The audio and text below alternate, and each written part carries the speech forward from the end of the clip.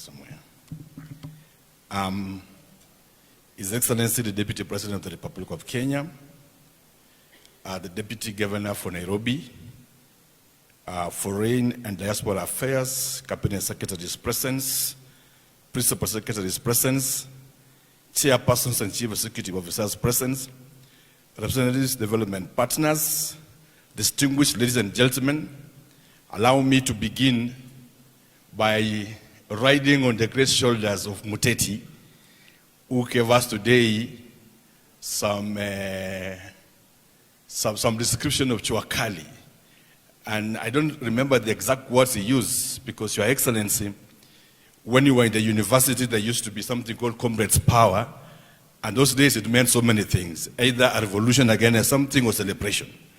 But today, because of celebration and a revolutionary thought, allow me to say Chuakali, asante sana.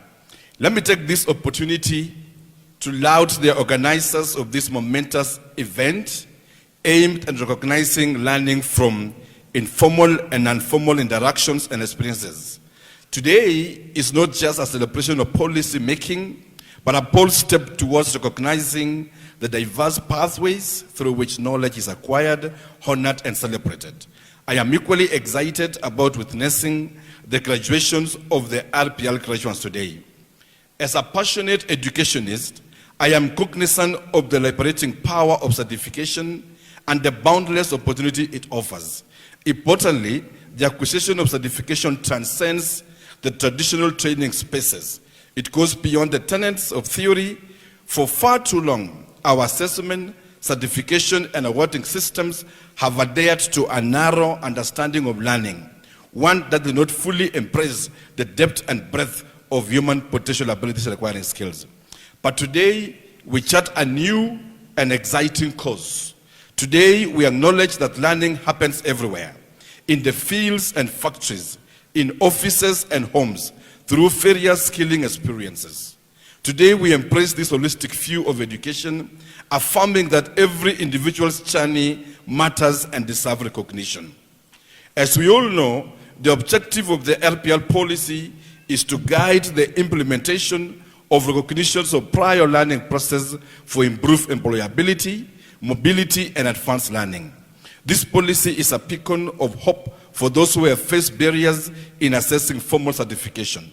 It opened doors of opportunities for workers seeking validation for their competencies, gained through years of experience, and incredible opportunities for immigrants showcasing their skills in our country and beyond.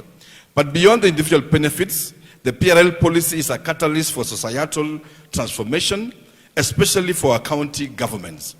The beneficiaries of the recognition of prior learning certification process will now be able to undertake lifelong learning, thus encouraging continuous growth and development in our counties. Ladies and gentlemen, county governments manage a critical pathway of the TVET landscape in the country. The VTC centers. These centers are hubs of practical skills development, nurturing talent and preparing individuals for meaningful contributions to our economy and society.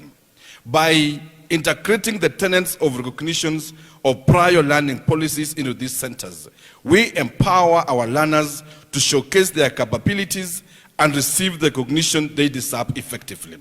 Furthermore, we look forward to have the vocational training centers as RPL assessment centers. This will create a seamless and accessible pathway for individuals to have their skills assessed and accredited right at their locality, as the vocational training centers are ward-based. This will further ensure that our assessment centers are aligned with the needs of our local industries and employers, thereby bridging the gap between education and employment within our counties. As the Council of Governors, we are fully committed to the successful implementation of this policy.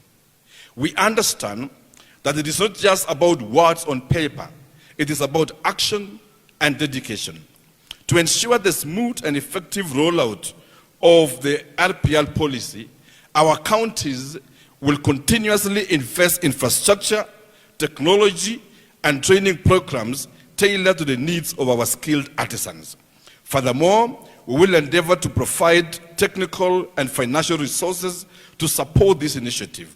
We recognize that financial constraints should not hinder progress or limit opportunities for our people.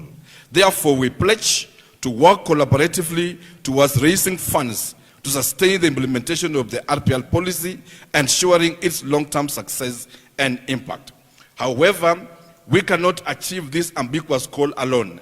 We need the collective effort and collaboration of all stakeholders: educators, employers, industry leaders, development partners, and community advocates. Together, we can create a vibrant economic ecosystem where skills are valued, talents are nurtured, and opportunities abound for every individual to thrive and contribute meaningfully to our society. Conclusively, Your Excellency, as county governments, we want to appreciate your leadership and that of the President, William Ruto, and the Kenya Kwanza government for this bold initiative that will ensure that even them that do not have certificates or formal training, but they have learned through the job, also get dignity in our country. In Kenya Kwanza government, there is the belief and the ideology is that of the hustler. And today what you are witnessing, Your Excellency, is the real recognition and empowerment of the hustlers of this nation who contribute to the biggest economy of our nation. Excellency, Deputy President, recently I had a conversation with an employing agency from Israel. And they sent me photos of the interviews they were conducting at Sri Lanka because they have interest in Kenya to come and support us in skilled workers.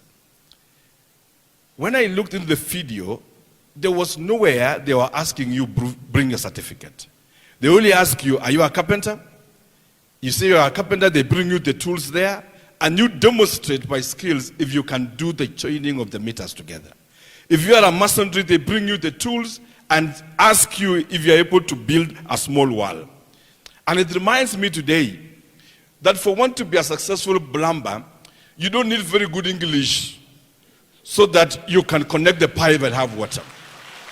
You will not need to address the pipe that, excuse me, pipe, can you please go this direction? All you need is something warm, and probably your energy or breath, and then you blew it as you connect it together, and all of a sudden, water happens. Just like Jesus Christ never used English, or God never used English, to command that let there be the world and earth.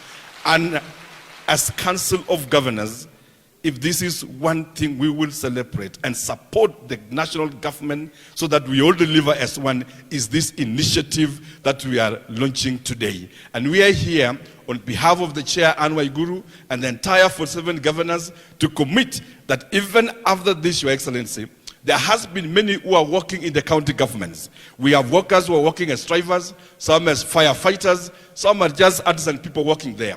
They have not been able to get good pay because of the demand for the certificate. But I'm happy today that when you go back to our county government, we'll be able to, place you and be able to put you in a proper pay slip for those who are working in the county and have you have a decent salary as we move forward. To the graduates of the RPL program, Hongera, as you embark on the next chapter of your careers. Remember that your skills and experiences are your most potent assets. I leave you with a quote from the Robert Greene that says, the future belongs to those who learn more skills and combine them in creative ways. And therefore, I urge you, cherish, nurture, be innovative, and let your skills guide you towards greater success and fulfillment in the future. On behalf of COG, hongera na pongezi sana to all the graduates. Asante sana.